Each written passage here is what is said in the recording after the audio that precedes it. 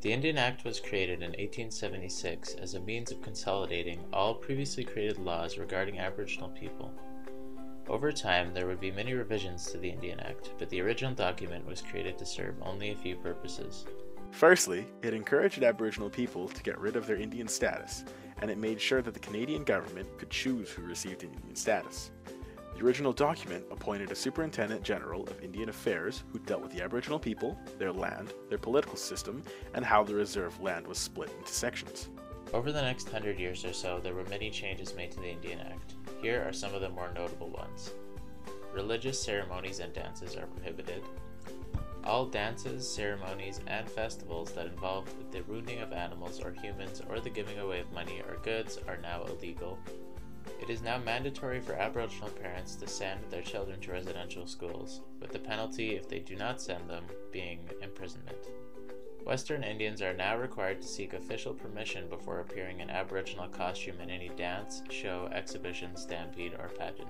One of the biggest revisions to the Indian Act came in 1985 in the form of Bill C-31. Bill C-31 brought many changes to the Indian Act. These changes attempted to do three things: remove discrimination in the Indian Act, restore Indian status and member rights to any who had lost them, and allowing Indian bands to have more control over their affairs. The bill also included gender and child equality. It prevented anybody from losing or gaining Indian status because of marriage. Also restored Indian status to anybody who had lost it due to discrimination.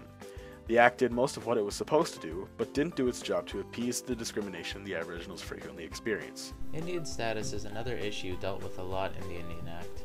It provides a couple benefits such as significantly reduced travel costs, easy immigration, and exemption from certain taxes if you live and work on reserves.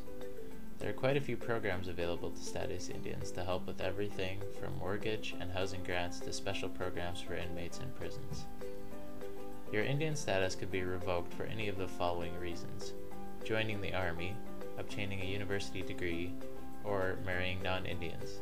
This applies only to women. The Indian Act has its limitations and will always be considered discriminatory. The government can't change that without major consequences. They have tried for over 100 years, but the Indian Act has still not been perfected. Our question is, have the revisions to the Indian Act had the effect that the government said they would?